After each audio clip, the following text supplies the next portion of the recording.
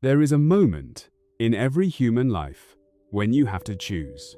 Not a small choice, not what to eat for dinner, not what shirt to wear. A choice that decides everything. A choice between staying in the dark or walking toward the light. For most people, this moment comes quietly. It does not announce itself. It comes on an ordinary night, in an ordinary room, when you are sitting on the edge of your bed and you suddenly cannot remember the last time you felt alive. That was the night that everything changed for the young man in this story. His name was Marcus, and on the night I am about to tell you about, he had decided to give up. This story is about what happened next. It is about a stranger he met in a small bookstore at 1 o'clock in the morning. A blank notebook, a secret that has changed lives for over 100 years, and a single hour, every day, that turned a broken young man into someone he did not know he could be. Before I tell it to you, I want you to do something for me, wherever you are right now, on a bus, in your kitchen, lying in bed with your eyes closed, walking through a city you do not love. I want you to know that this story is for you, not for someone else, for you. If you are tired, if you are lost, if you are not sure why you woke up this morning, if you have a dream that you have stopped believing in, this story is for you. And if you would like more stories like this to find you, when you need them most, do one small thing. At the bottom of your screen, there is a small red button, just one tap. It is how I know to keep telling you stories. It is how I know that someone is listening. And it is how the next story, when it is ready, will find its way to you on the night you most need it. That is all. Now, take a deep breath. Let me tell you what happened to Marcus. He was 24 years old. He lived in a small room, in an old building, on the 4th floor of a building with a broken elevator. The room was very small, maybe 10 feet by 10 feet.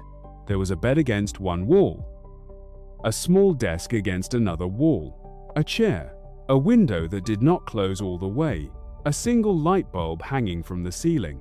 That was everything Marcus owned. He worked 2 jobs. In the morning, he delivered packages on a bicycle. In the evening, he washed dishes at a small restaurant. He worked 16 hours a day, 6 days a week.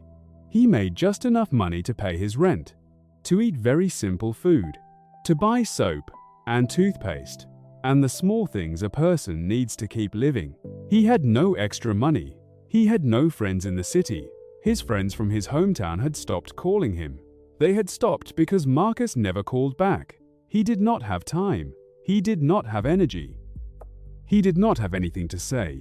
He had not seen his mother in 2 years. She lived 400 miles away, in the small town where he had grown up. She called him every Sunday evening. Their calls were short. "Hi, Mom. Are you eating?" "Yes, Mom." "Are you taking care of yourself?" "Yes, Mom." "Are you happy, my son?" That was the question that always made him pause. "Yes, Mom." He would lie. She would know he was lying, but she would not push, because she had pushed before. She had asked him to come home. She had told him there was no shame in trying again, somewhere else. He had said no. He had said he wanted to make it in the city. He had said he needed to prove something. But after 2 years, Marcus could not remember what he had been trying to prove. He could not remember why he had come to the city at all. He had come with a dream, once. He had wanted to be a writer. When he was a little boy, he had filled notebooks with stories. Stories about brave dragons, and lost children, and small towns where the people knew each other's names. His teacher in high school had read one of his stories out loud to the class. The other children had clapped. Marcus had felt, for the first time, like he had something inside him, something worth giving to the world. But that was a long time ago. That was before his father died. That was before he had to drop out of college to help his mother pay the bills. That was before he came to the city, with $200 in his pocket, sure he would become a great writer in a few years. It had not happened. 2 years had passed. He had not written a single page, not one. The notebook he had brought with him from his hometown was still empty, in the drawer of his small desk. The cover was dusty. Every night, Marcus came home from the restaurant, smelling like dirty dishes. His hands wrinkled from hot water. He would lie down on his small bed. He would look at the cracked ceiling. He would think about how exhausted he was. He would fall asleep. And in the morning, the alarm clock would ring, and he would do it all again. The night I am telling you about was a Thursday in November. It was cold. The city was full of wet brown leaves. Marcus walked home from the restaurant. His face was numb from the wind. His back hurt. His feet hurt. He climbed the 4 flights of stairs to his small room. He sat down on the edge of his bed. He did not move for a long time. He looked at his small room, at the broken window, at the empty desk, at the single light bulb above his head. He thought, very quietly, very simply, very calmly, I cannot do this anymore. He did not mean he was thinking of doing anything terrible. He just meant he could not keep waking up to this life. He could not keep washing dishes at midnight. He could not keep biking through freezing rain. He could not keep being too tired to write. He could not keep being a man with a dream that he had given up on, but who could not admit he had given up. He thought, tomorrow, I will go to the bus station. I will buy a ticket home. I will go back to my mother's house. I will get a small job in the town. I will work in the grocery store. I will sleep in my old bed. I will give up, officially, forever. It was almost a relief, this decision. It felt like putting down something very heavy that he had been carrying for too long. Marcus stood up. He put on his coat. He walked back outside. He did not want to sleep in his small room. Not tonight. He wanted to walk one more time through the city before he left it forever. He wanted to say goodbye to it, to the lights, to the strangers, to the dream that had brought him here. He walked for hours. The city was almost empty. It was past midnight. He passed restaurants that were closed. He passed coffee shops with their lights off. He passed homeless people sleeping in doorways. He thought, I am almost one of them. I am one bad month away from being one of them. It started to rain. A soft, cold rain. He pulled up his hood. He kept walking. At the corner of a street he had never noticed before, he saw a small bookstore. The light was still on. A sign in the window said, "Open every night, until whenever you need us." Marcus stopped. He looked at the sign. He looked at his watch. It was 1 o'clock in the morning. He had never seen this bookstore before. He had walked this street many times. How had he never seen it? He thought about walking past it. He thought about going home, but the rain was cold, and there was something about the soft yellow light coming from the window that made him want to step inside, just for a moment, just to be warm.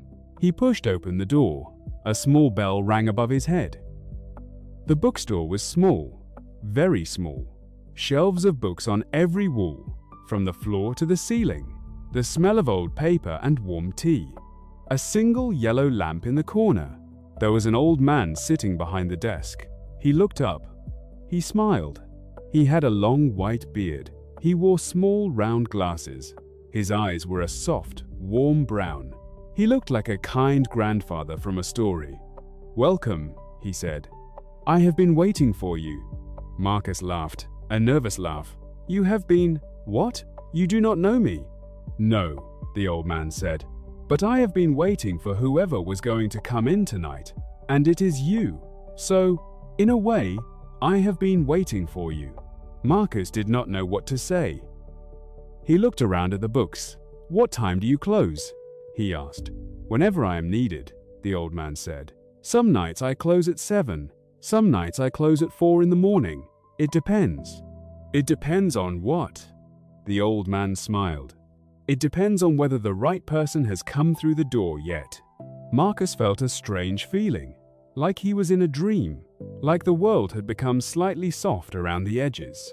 "You are not a real bookstore," he said. The old man laughed. "I am very real. The books are very real. You can buy any of them. But yes, I have a second job here, a more important job." "What is it?" "I wait. For people like you. People who are walking through the city, late at night, in the rain, with all their hope leaking out of their pockets." Marcus's throat felt tight. How did you know? My friend, the old man said gently, I have been doing this for 40 years. I know that look. I know it very well. I used to wear it on my own face. Marcus sat down in a small chair near the desk. He did not know why. His legs were just very tired. The old man poured him a cup of tea. Drink this. It will warm you up. Marcus drank the tea.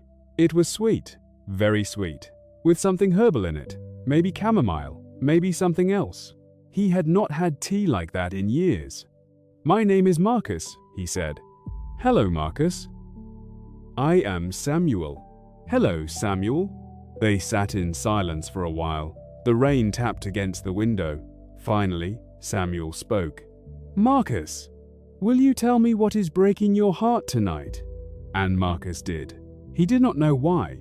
He had not talked to anyone about his life in 2 years, but he told Samuel everything.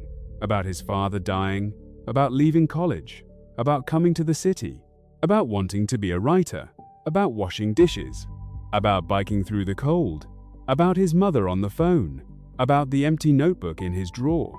He talked for a long time. Samuel did not interrupt. He listened, with his soft brown eyes. When Marcus finished, he was crying a little. He had not cried in 2 years. He had forgotten that he could. Samuel did not say anything for a long moment. Then he stood up. He walked to a shelf in the corner of the bookstore. He took down a small blank notebook. The notebook was beautiful. The cover was made of soft brown leather. It looked very old. The pages inside were cream-colored, blank, waiting. He brought it back to the desk. I want to give you this, Samuel said.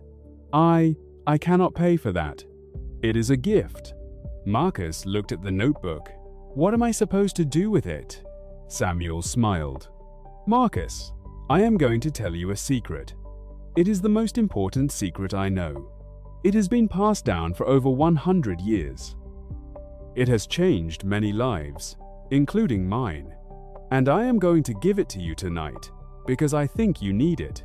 Okay, will you promise me something first? What? Will you promise that, if it works, you will pass it on?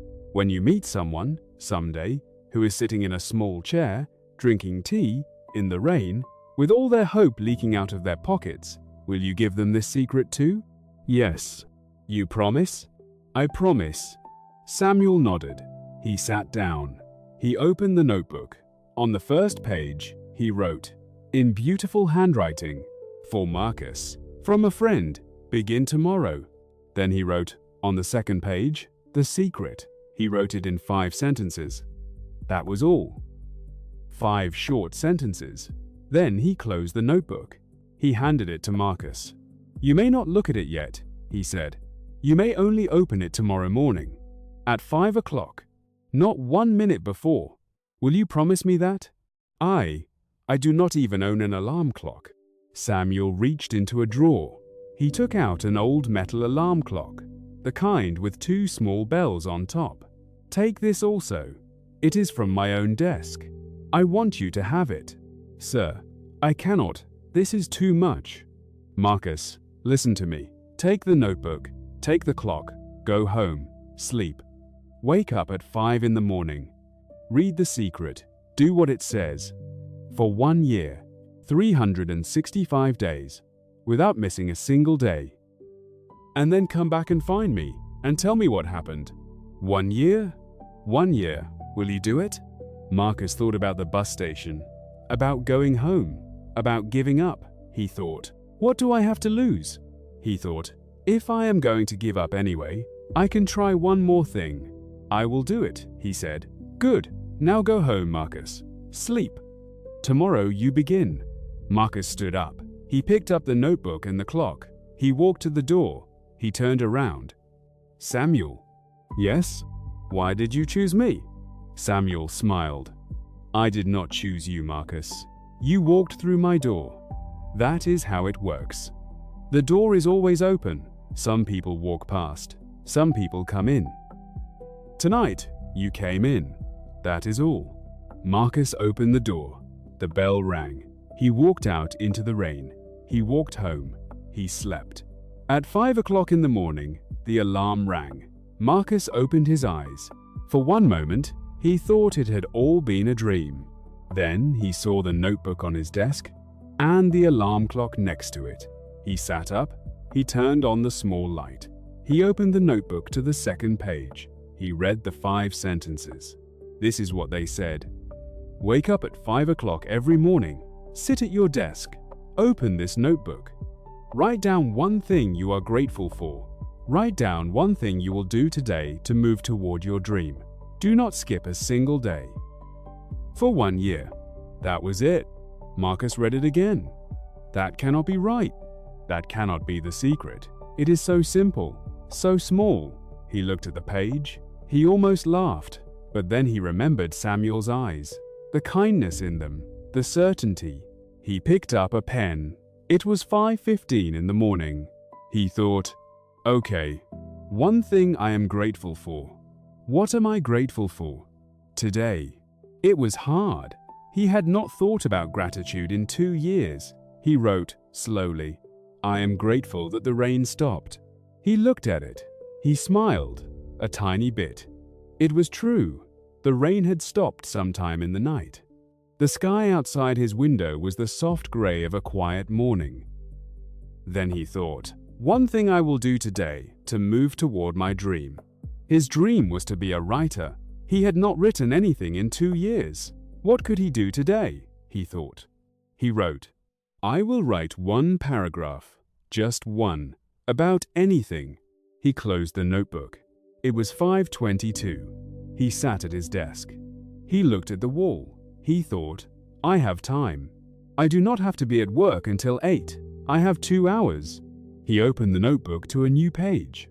He started to write.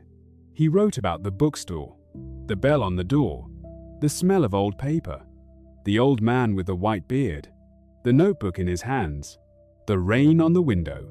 He wrote 1 paragraph, then another, then another. By the time the sun came up, he had written 4 pages. He stopped. He looked at what he had written. It was not good writing. It was clumsy. The sentences were rough. The words were simple, but it was something. For the first time in 2 years, he had written something. He felt different.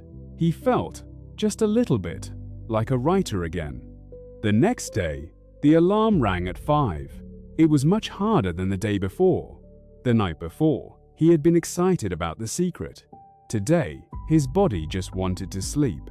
His arm reached for the clock to turn it off and go back to sleep. But then he thought about Samuel. He thought about his promise. He sat up. He turned on the light. He sat at his desk. He opened the notebook. I am grateful that I woke up today. I will write for 1 hour. He wrote for 1 hour. About his father. About the day his father died. About how he had not been able to write about it. Until now. It was hard. He cried while he was writing. But he wrote. The third day, the alarm rang at 5. It was almost impossible to get up, but he did. The 4th day, the same. The 5th day, the same. By the 7th day, Marcus was already wondering if he should stop. He was tired all day at work. He fell asleep on his lunch break. He felt like he could not function. But every morning, he wrote. Sometimes only a paragraph, sometimes a few pages, sometimes about his father, sometimes about his mother, sometimes about washing dishes, sometimes about the strange old man in the bookstore. He started a story about a young man who walked through a city at night and found a bookstore that was not really a bookstore. He wrote in it every morning. The story grew. By the end of the first month, Marcus had written 120 pages. He could not believe it. He had written a whole book. Well, not a whole book. Maybe the beginning of one. He looked at the stack of pages on his desk. He felt a strange feeling. Pride. He had not felt pride in himself in a very long time. The second month, something else started to happen. Marcus started to think more clearly. The morning hour, alone, in the silence, had become his favorite part of every day. It was the only time the city was quiet. The only time he was not exhausted. The only time he could hear himself think. He started to make small decisions. He decided to stop drinking soda. It cost him $3 a day. That was almost $100 a month. He used the money to buy real food, vegetables, eggs, apples. He started to feel a little stronger. He decided to ride his bicycle more carefully, slower. He stopped trying to deliver packages as fast as possible. He stopped getting hurt. He stopped being so tired. He decided to ask his manager at the restaurant for a small raise. He had been working there for 2 years. He had never asked. His manager said yes, 50 cents more per hour. It was not a lot, but it was something. Marcus realized something. For 2 years, he had been a leaf on a river. He had let the current of his life carry him wherever it wanted. He had not made one single decision. He had only reacted. Now, slowly, he was starting to choose. Just one small thing. Each morning, the 3rd month, Marcus called his mother. It was not a Sunday. It was a Tuesday. She was surprised. "Marcus, are you all right?" "Yes, Mom. I just wanted to tell you something." "What?" "I am writing again." There was a long silence. He heard her start to cry. "Oh, my son. Oh, my son." She had been waiting 2 years for that sentence. He had not known. The 4th month, Marcus made a small change. He stopped washing dishes at night. He could not quit the job. He needed the money, but he changed his schedule. He started washing dishes from 3 in the afternoon to 10 at night. That meant he could go to bed by 11. He could get 6 hours of sleep before the alarm rang at 5. It made all the difference. He stopped being so tired. He started to read books in the evenings, after he came home from the restaurant. Books from the library. Books by writers who had been poor, like him. Books about people who had built their lives one small piece at a time. He felt less alone. The 5th month, the manager at the restaurant noticed something. "Marcus, you seem different." "Different how?" "I do not know. Lighter, more awake. What changed?" Marcus smiled. "I started waking up earlier." His manager laughed. "That is the secret? Waking up earlier? You should sell that to people. You could make a fortune." Marcus did not laugh. He just smiled and went back to work. The 6th month, Marcus finished his book. It was 300 pages long. It was a novel about a young man who walked through a city at night, lost his way, and was saved by a stranger. He did not know if it was good. He just knew he had finished it. He typed it all out on the small library computer after his shift at the restaurant. It took him many weeks. He stayed at the library until they closed every night. The librarian, an older woman named Mrs. Chen, noticed him. "Are you writing a book, young man?" Well, yes, I have." "How wonderful. May I read a chapter?" Marcus was terrified, but he printed her a chapter. The next week, when he came in, she was waiting for him. "Marcus, I cried while reading your chapter. It is beautiful. You have a real gift." It was the first time anyone had read his writing in years. He went home that night and lay on his bed, looking at the ceiling, and felt, for the first time in a very long time, like he was someone, like he was Marcus, the writer. The 7th month, Mrs. Chen helped him find a way to send his book to publishers. The 8th month, 50 rejection letters arrived. Marcus almost gave up. But every morning at 5 o'clock, the alarm rang. He sat at his desk. He opened his notebook. He wrote one thing he was grateful for. He wrote one thing he would do that day. He kept going. He started writing a new book. The 9th month, one publisher said yes. It was a small publisher. They could not pay him much. They only printed a few thousand copies of any book. But they wanted his book. They wanted to publish it. Marcus cried for 2 hours that night. The 10th month, his book came out. It was called The Bookstore at the End of the Street. It sold 500 copies in the first week, then 1,000, then 5,000. A small newspaper wrote about it, then a bigger one. The book started to grow. The 11th month, Marcus was able to quit washing dishes. He still delivered packages on his bike, but only part-time. He was using the rest of his time to write his second book. He moved into a slightly bigger apartment, with a real bed and a window that closed all the way. His mother visited him in the city for the first time. She cried when she saw his book on the shelf at a bookstore. She bought 10 copies. She said she was going to give them to everyone she knew. The 12th month, Marcus's book sold 25,000 copies. He was invited to speak at a small college. He was paid $500 to give a talk. It was the most money he had ever made for one day's work. On the night of the talk, the students asked him questions. A young woman in the back of the room raised her hand. She looked very tired. Her eyes had circles under them. She asked, "Mr. Marcus, how did you do it? How did you go from being nothing to being a published writer? In just 1 year?" Marcus smiled. He thought about Samuel. He thought about the bookstore in the rain. He thought about the leather notebook, the alarm clock, the 5 sentences. He said, "I started waking up at 5 in the morning." The students laughed.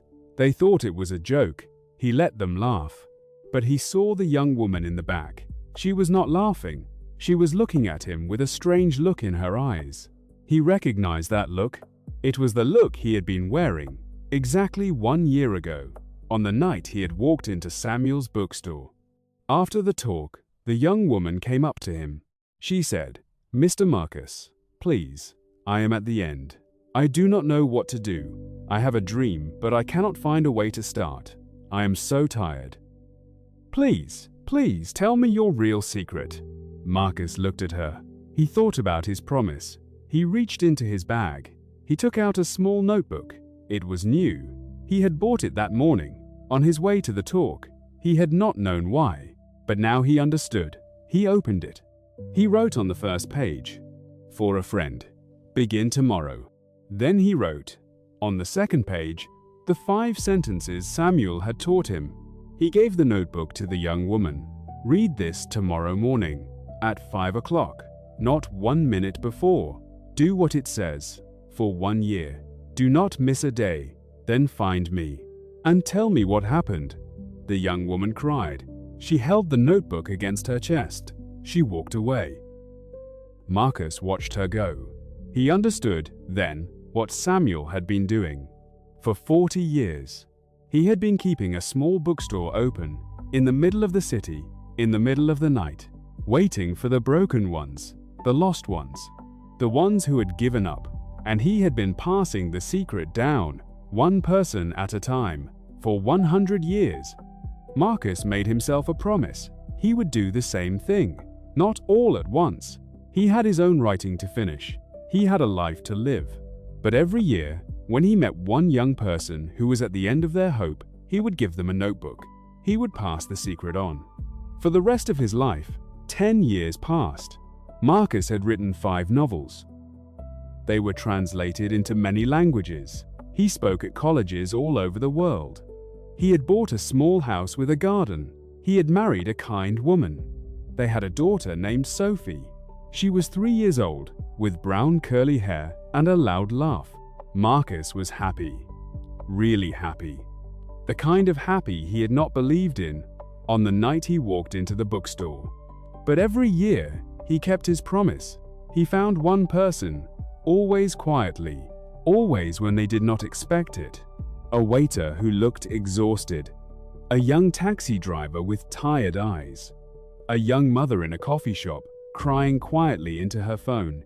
He gave them a small leather notebook. He told them the secret. He passed it on. After 10 years, 23 notebooks had been given out by Marcus to 23 young people he had met along the way. Some of them he never saw again. Some of them he heard about years later. A nurse who became a doctor. A waiter who became a chef who opened his own restaurant. A young woman who became a painter, whose paintings hung in small museums. The chain was alive. The secret was moving through the world, one small notebook at a time. 1 year after his 5th book, Marcus decided to go back. To the bookstore, he wanted to thank Samuel. He had never gone back. Life had become so busy. But now he had time. He wanted to find the old man and tell him everything. He took a taxi to the street where the bookstore had been. He looked for the small bookstore with the sign in the window. He could not find it. He walked up and down the street. The bookstore was gone. He stopped a man who was walking by. "Excuse me, sir. There used to be a small bookstore on this street. Do you know what happened to it?" The man looked confused. "A bookstore? On this street? I have lived here for 30 years, sir. There has never been a bookstore on this street." Marcus felt cold. "Are you sure?" "Yes, sir. I am sure. The corner where you are standing, that is a parking lot. It has been a parking lot since 1985. Marcus looked at the corner. It was a parking lot. There was no bookstore. There never had been. He stood there for a long time. The wind blew leaves across the empty parking lot. He thought about Samuel, about the leather notebook, about the alarm clock that he still had in his desk drawer, in his house in the country. He thought about the soft brown eyes, the white beard, the smell of old paper. He thought, was it real? But then he thought about the notebook, about the words written in it, about the alarm clock that woke him up every morning, even now, 10 years later, about the 23 notebooks he had given away, about the woman in the back of the room at the college, about the chef, about the painter, about all the lives that had changed. He thought, it was real. Whatever it was real. Maybe Samuel had been a man. Maybe he had been a ghost. Maybe he had been something else entirely, something we do not have a word for. It did not matter. What mattered was the secret, the 5 sentences, and the chain of notebooks moving through the world, finding the people who needed them most. Marcus walked away from the empty parking lot. He went home. He hugged his wife. He held his daughter. He sat at his desk. He opened his old notebook, the one Samuel had given him. He looked at the words on the second page. He smiled. He turned the page. He picked up his pen. He wrote, in his own handwriting, "I am grateful for the man who never existed, or who existed, or who was something in between. Whatever he was, I am grateful for him. Today, I will find one more young person to give a notebook to. The chain must go on." So, that is the story of the 5 a.m. secret. A secret that started somewhere with someone over 100 years ago. A secret that has passed from hand to hand, from heart to heart, across decades, across countries, across millions of small dark mornings, when one person sat down at one small desk and decided to choose, just for that day, just one small thing, to be grateful for something, to take one small step toward a dream. It does not sound like much, but it is everything. I want to tell you something now. You are alive. You are breathing. You are listening to this story. That means you still have a chance. I do not know what is breaking your heart tonight. I do not know what dream you have given up on. I do not know what bus station you are thinking about going to tomorrow morning to give up. But I want to give you the same secret that Samuel gave to Marcus, that Marcus gave to a woman at a college, that has been moving through the world quietly for 100 years. Here it is. Wake up at 5 o'clock tomorrow morning, or 6, or 7. The hour does not matter. The point is, wake up before the world wakes up. Wake up while the city is still quiet. Sit down at a desk, or a kitchen table, or even on the floor. Take out a piece of paper. Any piece of paper. It does not have to be a beautiful leather notebook. Write down one thing you are grateful for. Write down one small thing you will do today to move toward your dream. Just one. It does not have to be big. It does not have to be impressive. It just has to be one small thing. Do this tomorrow. Then do it again the next day, then the next, for 365 days. Do not miss a single day, and see what happens. I cannot tell you what will happen. It might not be a book. It might be a new job, a new friend, a new garden, a new life. It might be something you cannot even imagine right now, but I can promise you this. 1 year from tonight, you will not be the same person. You will be someone you have not yet met. A better someone. A braver someone. The person you were meant to be all along. Thank you for listening to this story, my friend. If your heart feels something right now, please trust it. That feeling is real. That feeling is the spark of who you really are, calling out to you. Listen to it. Follow it. If you would like to hear more stories like this one, you know what to do. The small red button. One small tap. It tells me you are listening. It tells me to keep telling stories. And the next story, when it comes, will find you on the night you need it most. I will be here, waiting for you. Like a small bookstore at the corner of a quiet street, with the lights still on, in the rain, at 1 o'clock in the morning. Until then, do me one favor. Wake up tomorrow. Wake up early. Open your notebook. Begin. The chain must go on. And you are the next link. Good night, my friend. Be brave. Be patient. Be kind to yourself. You are loved, always.